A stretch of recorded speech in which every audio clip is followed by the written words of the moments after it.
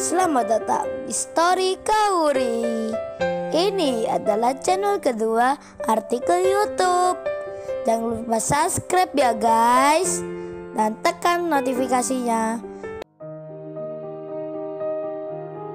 Kisah pemuda kaya, anak bos besar, pemilik 73 perusahaan, yang menjadi cleaning service.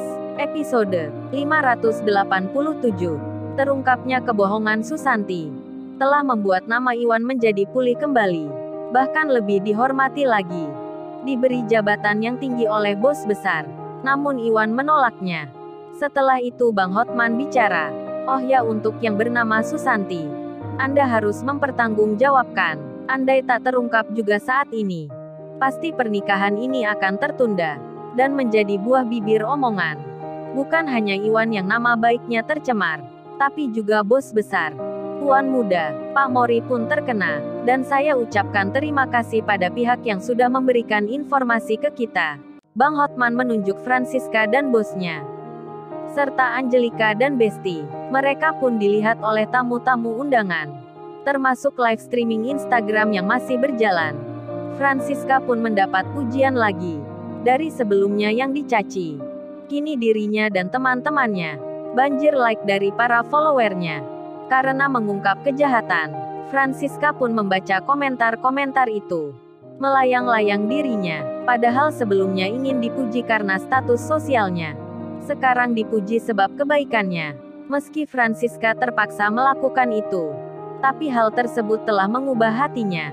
Bahkan kini menyadari, kebaikan membawa kebahagiaan, daripada berlomba pamer harta, hanya menyesakan dada. Francisca pun menjadi sadar akan persahabatannya dengan Ririn. Francisca bicara di hati, meski Ririn ternyata bukan pegawai biasa. Ririn tak menyombongkan diri, dan Ririn pun melihatnya. Melihat Francisca yang ada di depannya, Ririn tersenyum ke Francisca. Francisca pun datang, kemudian bilang ke Ririn, "Oh ya Rin, my friends. Maafkan aku ya Rin, yang telah melupakan sahabatku ini. Aku menjadi sombong karena kerjaku.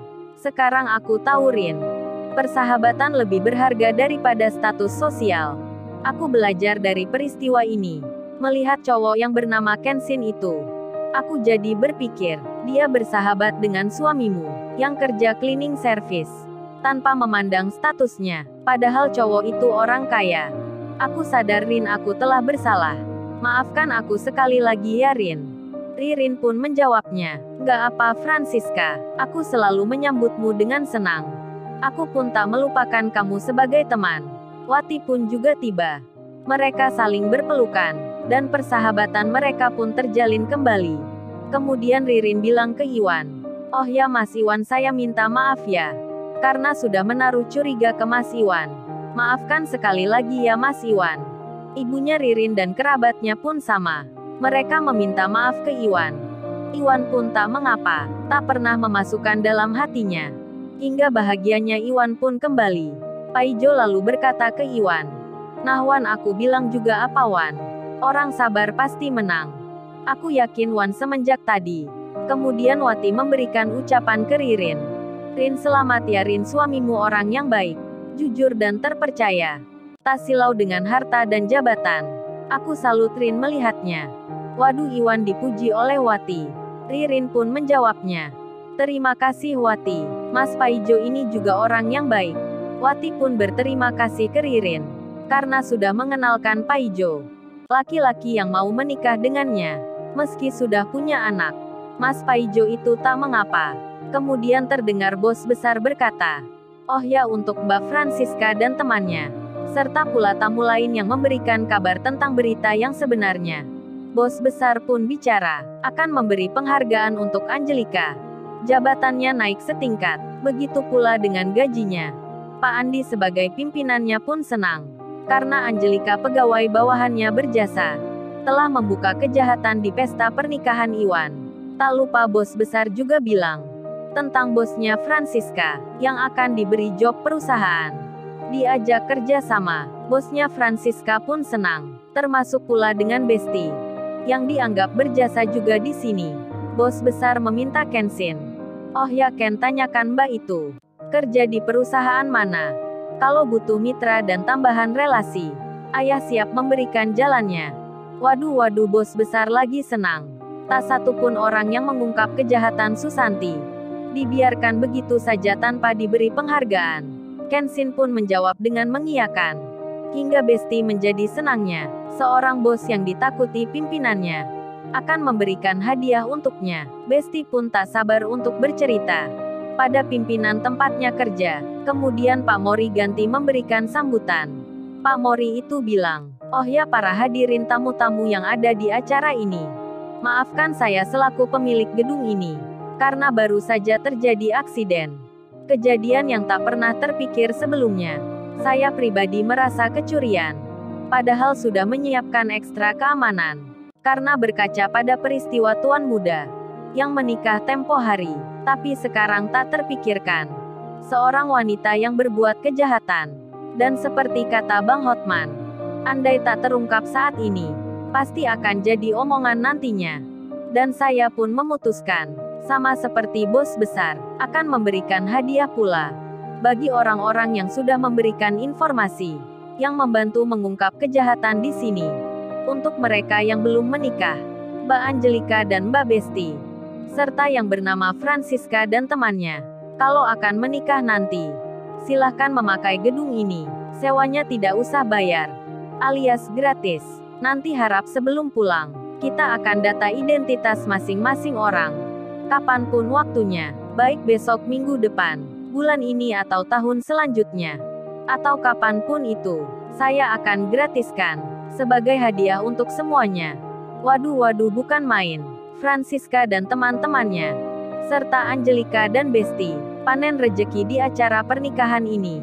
Bagaimana tak demikian? Sewa gedungnya Pak Mori saja bernilai ratusan juta. Karena eksklusif tempatnya, mereka malah mendapat gratisan. Francisca dan pacarnya Anthony pun senang tak terkira.